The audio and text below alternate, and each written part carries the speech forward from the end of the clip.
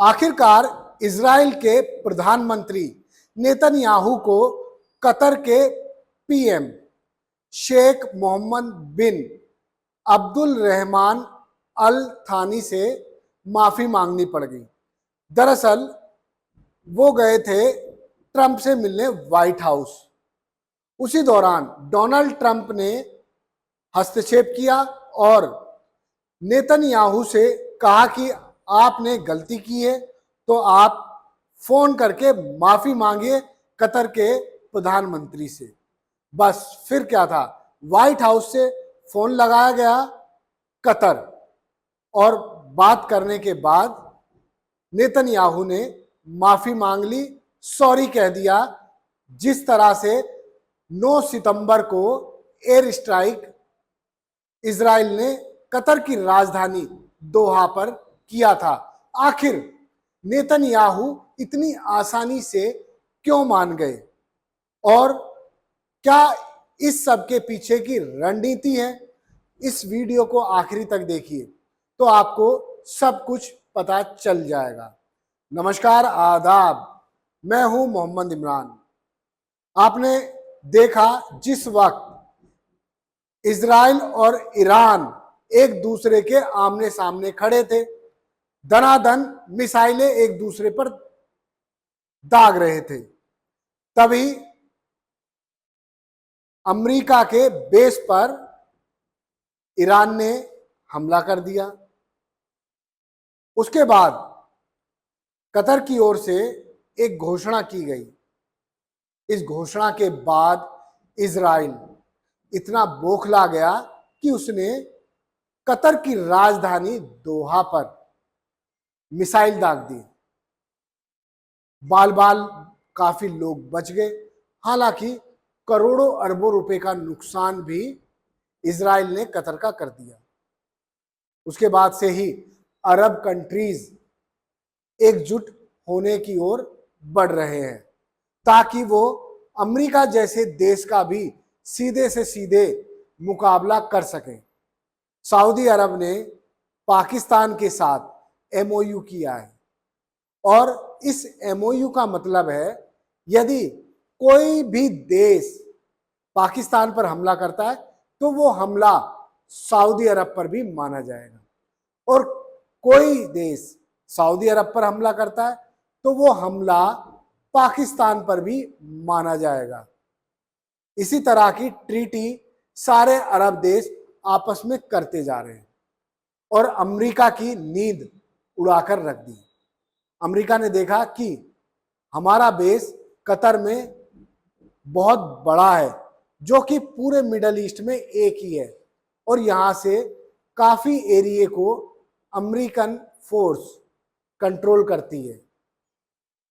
इन सभी छोटे छोटे देशों को अमेरिका सिक्योरिटी देता है और बदले में अरबों खरबों रुपए ले लेता है, तेल भी लेता है। अब उस सब पर संकट आने वाला था क्योंकि अरब कंट्री समझ गए कि अमेरिका उनकी सुरक्षा नहीं करने वाला है। केवल कागजों की बात अलग है, लेकिन हकीकत में अमेरिका उस वक्त साथ नहीं है जब उन पर इजराइल जैसा देश हमला कर रहा है। इजराइल ने बेगुनाह लोगों को मार डाला है गजा में। गजा लगभग बर्बाद कर दिया है केवल एक सन की नेतन्याहू के चक्कर में। हालांकि इस सब के लिए इजराइल की जनता भी सहमति नहीं देती है, मगर नेतन्याहू का ईगो ही है जो लगातार गजा में बेगुनाहगार लोगों को मारे जा रहा है। हमास की आड़ है, लेकिन मार किसको रहा है? लोग दाने दाने को तरस रहे हैं। मेडिकल के नाम पर खंडरनुमा इमारतें, जिनमें ले देकर लोगों का कुछ कुछ इलाज हो पा रहा है, मगर अब भी इजराइल को कोई भी ऐसा देश नहीं जो रुकने को कहता हो। काफी दबाव बनाते हैं, लेकिन इजराइल अपनी पूरी मनमानी में लगा हुआ है। यूएन के असेंबली में जब भाषण हो रहा था, नेतन्याहू को इनवाइट किया गया। नेतन्याहू स्पीच देने के लिए जैसे ही डेस्क पर पहुंचे तो यहां एक दो नहीं बल्कि दर्जनों देश के प्रतिनिधियों ने नारे लगाए और उनकी स्पीच का बॉयकॉट कर दिया। मगर अब देखिए, वॉशिंगटन में जब नेतन्याहू और डोनाल्ड ट्रंप की मुलाकात हुई तो डोनाल्ड ट्रंप तो समझ गए थे कि यदि इस मामले को, नेतन्याहू की इस मनमानी को इसी तरह से खींचेंगे तो अमेरिका के भी अस्तित्व पर सवाल खड़े होने लगेंगे, क्योंकि पाकिस्तान के साथ चीन खड़ा है, सऊदी अरब पाकिस्तान के साथ खड़ा है।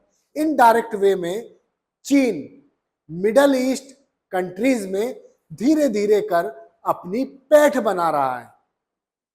इसका सीधा संदेश है अमेरिका को। इस वक्त वर्ल्ड में शक्ति के हिसाब से देखा जाए तो अमेरिका अपने आप को वर्ल्ड पावर कहता जरूर है, लेकिन चीन की तरफ जब देखता है तो उसको अपनी हैसियत का पता चल जाता है।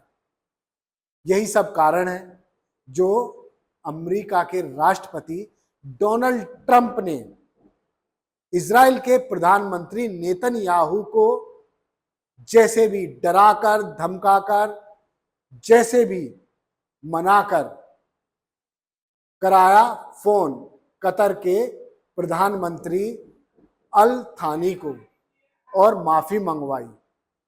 ये खबर अखबारों में सुर्खियां बटोर रही है।